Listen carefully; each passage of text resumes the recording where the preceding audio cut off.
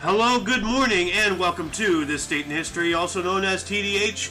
This show is all about the events that occurred to date in years past, both recognized by actual historians, but mainly things that we personally find intriguing enough for us to bring to you. The sources of this information come from a smart device application, Today in History, What Happened in Day in History, Historical Calendar, and the website onthisday.com. For links to those sources, the music, and anything else potentially interesting, check the underbar in the description below. Anyway, I am Xander, and today is Tuesday, also known as Tuesday, August 9th, 2022. Looks like I forgot to put that in here. Actually, let's see here. Control save, AUDUST 9th, just to get that started. Alright, so what happened on this date in history, you may ask? Well, starting us off in the year 48 before Christ, during Caesar's civil war, the Battle of Pharsalus occurred, in which Julius Caesar decisively defeated Pompey at Pharsalus, and Pompey fled to Egypt. I didn't know Pompey was an actual guy, but then again, everything has their names based off of people, for the most part, Doing one hell of a time jump into 1655, Lord Protector Oliver Cromwell divided England into 11 districts. Oliver Cromwell, that's a name I recognize for reasons I don't know, so... 1778, Captain James Cook reached Cape Prince of Wales, Bering Straits. Alright. 1803, Robert Fulton tested his steam paddle boat on the River Seine, France, but it sunk. Oh well. 1810, Napoleon annexed Westphalia as part of the First French Empire. Well, where is Westphalia? Let's look that up, actually. Westphalia. Oh, Germany, okay. 1930, Louis Philippe formally accepted the crown of France following the abdication of Charles X. So that was 20 years later. Interesting. A lot can happen, in 20 years. 1848, U.S. Barn Burners, the anti-slavery party, merged with Free Soil Party, nominating Martin Van Buren for president. And he later became the 8th president, right there. 1854, American transcendentalist Henry David Thoreau published Walden. That's Walden's Pond was where he was chilling for a bit, doing all of his writings and whatnot. Henry David Thoreau. I wonder if he was thorough, 1862, Hector Berlioz's opera Beatrice at Benedict premiered in Baden-Baden, Germany. That's interesting. In Baden-Baden, I've heard that name before during the whole, what was the video I did? The Cern massacre, not the Celle massacre. Baden-Baden was involved in one way or another. 1877, Henry Morton Stanley's party reached Boma, Congo after 999 days, losing half of the 228 members. Dang. 1,000 days. So that's just under 3 years. Or not just, but it's 2.5, 3 years somewhere in there. 1898, Rudolf Diesel of Germany obtained patent number 608,845 for his internal combustion engine, later known as the diesel engine. The diesel. The original diesel. Yeah. 1902, Edward VII of Great Britain was crowned King of the United Kingdom and the British Dominions, succeeding his mother, Queen Victoria. Interesting. And he looks more like a statesman than a king. He's not wearing any crazy clothes, crowns, and all that stuff. He's just a guy in a suit. 1905, Tykov's mother, Amanda, killed her husband after mistaking him for a burglar. Ooh, damn. That's, you gotta have communication, or actually, I guess, I don't know why he didn't say anything to her. I don't know how the whole thing went down, but that's rough. 1915, British naval officer David Beatty was confirmed in the rank of Vice Admiral. Nice. And he's wearing his hat a little, cockeyed. So, that's a little spark of rebellion going on in there. 1925 was the only time Babe Ruth pinch hit for Bobby Veach flew out. I don't know exactly what this means, but it sounds cool for Babe Ruth at least. 1936, Jesse Owens was part of the U.S. 4x100-meter relay team that won gold in a world record 39.8 seconds at the Berlin Olympics. This became his fourth gold medal of the Games. Nice. 1941, Winston Churchill reached Newfoundland for talks with Franklin Delano Roosevelt. Yep. 1 year later, 1942, Dmitri Shostakovich's 7th Symphony, dedicated to the city of Leningrad, was performed in Leningrad by starving musicians and broadcasted to German forces over loudspeakers during the siege by Nazi forces. Yeah, the siege of Leningrad, lasted for quite some time, and just one of the most brutal battles, and sieges in all of history, period. But at the same time, in 1942 as well, Mahatma Gandhi and 50 others were arrested in Bombay after passing out a Quit India motion and campaign by the All India Congress. Yep. So, wow, these guys were, freedom struggling, in two different areas, two different reasons. But at the end of the day, everybody just wants some bloody freedom, 1943, Bertolt Brecht's play Life of Galileo premiered in Zurich. Huh. Alright. 1945, the United States dropped the second atomic bomb, Fat Man, on Nagasaki, Japan, destroying part of the city. Yeah, here we go, the second bombing, Hiroshima, and this is Nagasaki. Singapore, in 1965, they separated from the Federation of Malaysia and gained their independence. Nice. Yeah, as I said, everybody wants freedom. Everybody wants independence, 1968, Yugoslav President Tito visited Prague. Alright. Cool for Prague and for Tito. I hope his trip was fun. Here we go. Good old baseball kisser right here. 1971, Satchel Paige was inducted into Baseball Hall of Fame. Nice. 2 years later, 1973, Northern Irish guitarist Henry McCullough quit the rock band Wings, which was founded by Paul McCartney. 1974, Richard Nixon resigned as President of the United States, and Vice President Gerald Ford swore the oath of office to take place as the 38th U.S. President. Yeah, literally just my dad and I were talking about this just yesterday, so this will be interesting. I got to remember to take a picture of this. Actually, you know what? Hold on a second. I'm going to take a picture of this right now, and then I got to send it to him. So, yep, there we go. In 1981, PGA Championship Men's Golf at the Atlantic Athletic Club, Larry Nelson won by 4 strokes from Fuzzy Zoeller. Fuzzy. Fuzzy. Like who the hell is named Fuzzy? Fuzzy Wuzzy was a bear. Fuzzy Wuzzy had no hair. Fuzzy Wuzzy wasn't so fuzzy wuzzy. 1988, Edmonton Oilers trade Wayne Gretzky to the Los Angeles Kings for $15 to $20 million. Well, that's a pretty significant difference. Which one is it? Where? 17 and a half? Give me an exact figure here. 1992 was the last day of Test cricket for David Gower. Good.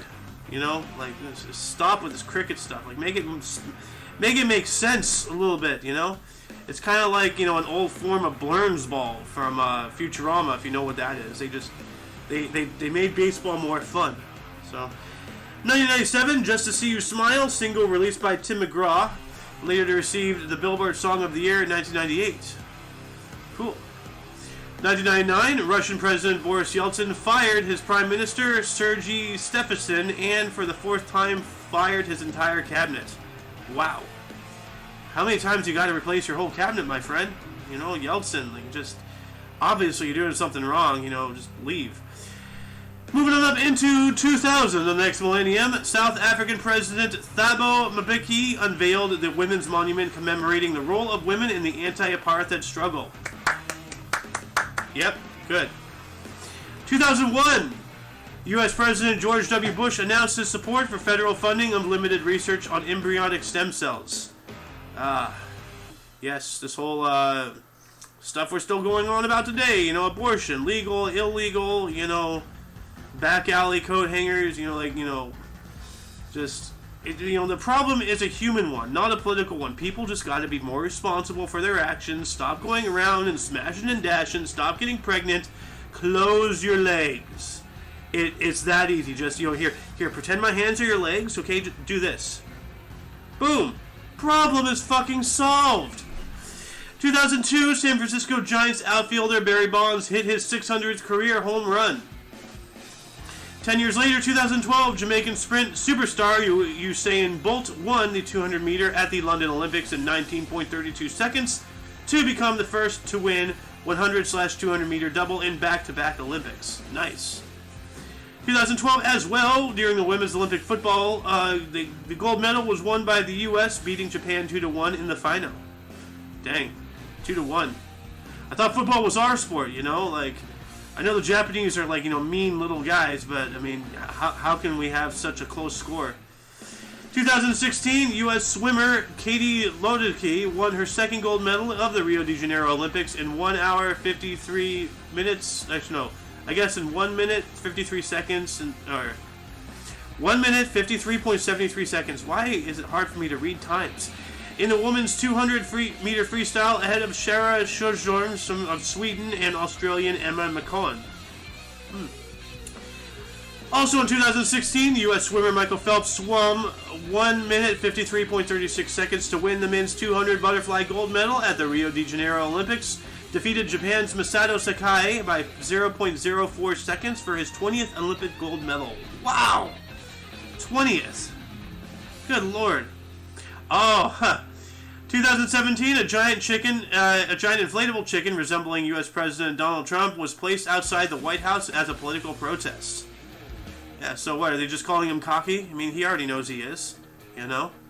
Just, he knows the pecking order, you know? I mean, you know, Trump really does have some nuggets, if you know what I mean. So, he ain't a strip, I'll tell you that much. 2020, disputed Belarusian presidential election saw longtime dictator Alexander Lukashenko officially win 80% of the votes, but unofficially lost 60 to 70% of the votes to main opposition candidate Sviatlana Tishikoshina. This sparked widespread protests in Belarus and international condemnation. Yeah. Anyway, before we move on to the births and deaths, were there any articles that grabbed your attention more than most? You know, like post a comment in the comment section. You know, start a dialogue. Let's just talk. You know, continue involvement. Moving on in the births, we have 1648. Saw Johann Michael Bach. He was a German composer in Dolce Jubilo, born in Arnstadt, Germany, dying in 1694. 1776, we have Amedeo Avogadro. Was an Italian scientist who contributed to molecular theory, including what is known as Avogadro's law, 6.022 times 10 to the power of 23. Born in Torino, Italy, dying in 1856. What is this law, though? Is there a way to explain it without a mathematical equation? Let's see here. It is a statement that under the same conditions of temperature and pressure, equal volumes of different gases contain an equal number of molecules. Well, that's interesting. I'm going to add this in the underbar, definitely. So let's see here. And add it. Alright. Who else was born on this date? 1782 saw Vicente Guerrero. He was a Mexican revolutionary hero, general, and the second president of Mexico in 1829. Born in Culiacan, Oaxaca, Mexico, dying in 1831. And look at that hair, like, you know. Let's see who else was born. We have Tove Jansson, born on this date in 1914. He was a Finnish author and illustrator for Moomins. He was born in Helsinki, Grand Duchy of Finland, Russian Empire, dying in 2001. Wow. So yeah, it was during the Russian Empire before they went Soviet. Yeah. 1928, we have Bob Cousy. He was a Basketball Hall of Fame guard. NBA Championship 1957, 59 through 63. NBA Most Valuable Player in 1957, and also 13-time NBA All-Star in 1951 through 63 for the Boston Celtics. Born in Manhattan, New York City. Cool. We have Rod Laver in 1938. He was an Australian tennis player, the 1962 and 69 Grand Slam, 11-time Grand Slam singles titles, and 8 times Pro Major titles. He was born in Rockhampton, Queensland. Cool. And in 1943, we have Ken Norton, was a U.S. heavyweight boxer who had 3 famous fights with Muhammad Ali, born in Jacksonville, Illinois, and dying in 2013. So just 9 years ago. Dang. 1950, Chris Haney was a Canadian journalist who created the board game Trivial Pursuit. He was born in Welland, Ontario, Canada, dying 12 years ago, 2010. So thank you for Trivial Pursuit. You know, always fun to have, like, you know, noggin games and everything like that. Although screw Boggle, Peggy Hill could take that to hell, where it's apparently clean burning. 1961, John Key was a New Zealand politician. He was a prime minister from 2008 through 16. He was born in Auckland, New Zealand, and he's still alive today. So, you know, he might still be a politician. I don't know. Whitney Houston, 1963, is a U.S. singer. I Will Always Love You and I Want to Dance with Somebody. She was an actress in The Bodyguard and a film producer, The Princess Diaries. Born in Newark, New Jersey, dying in 2012. Wow. So, Whitney Houston. Huh. I think I remember her hearing about her dying, but yeah, that's the name I remember. But 1964, Brett Hull is a Canadian U.S. NHL right wing, 8-time All-Star, 2-time Stanley Cup winner. Born in Belleville, Ontario, Canada. And Dion Sanders, I don't know. Born on this date in 1967, he is a U.S. college / Pro Football Hall of Fame cornerback. Super Bowl 1995 and 96, an 8-time Pro Bowl, and was on the Dallas Cowboys. He was also a Major League Baseball outfielder for the Yankees and the Atlanta Braves, the New York Yankees at least. He was born in Fort Myers, Florida. Yeah, Florida man. And moving on into deaths, we have Trajan, died on this date in 117. He was a Roman emperor from the year 98 to 117. He rebuilt Rome and expanded the empires, and he died from edema at the age of 63. What is edema? So let's see here. Edema. It is a swelling caused by excess fluid trapped in your body's tissues. Although edema can affect any part of your body, you may notice it more in your hands, arms, feet, ankles, and legs. So your extremities. Ooh, okay, yeah, I see that. I've seen that in real life. Edema. Alright. Let's see here. Who else was passed away? 1962, Hermann Hesse was a German-Swiss novelist and poet, Steppenwolf, and he died at the age of 85. I have an ant crawling on me. 1969, we lost Cecil Frank Powell. He was an English physicist who discovered pion, pi meson, which is a subatomic particle. He died at the age of 65. Interesting. 1969, Sharon Tate was a U.S. actress, Valley of Dolls. She was murdered by Manson's gang at the age of 26. Ooh, Marilyn Manson. Yeah, the guy with the little swastika. You know, yeah. Ay. 1975, Dmitry Shostakovich died on this date. He was a Russian composer, the Gadfly. Died of lung cancer at the age of 68.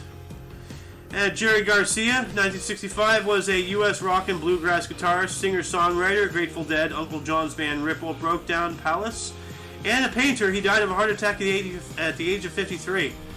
Yeah, I've heard about this guy a couple times, Jerry Garcia. I think Dad knew him personally. I'm not sure. Like, it's from his generation.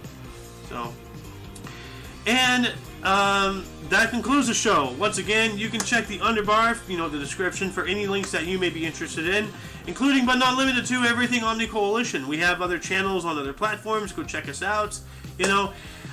Anyway, we stream every day at 10 in the morning Pacific time, which is 11 Mountain, 12 Central, and 1 in the afternoon Eastern.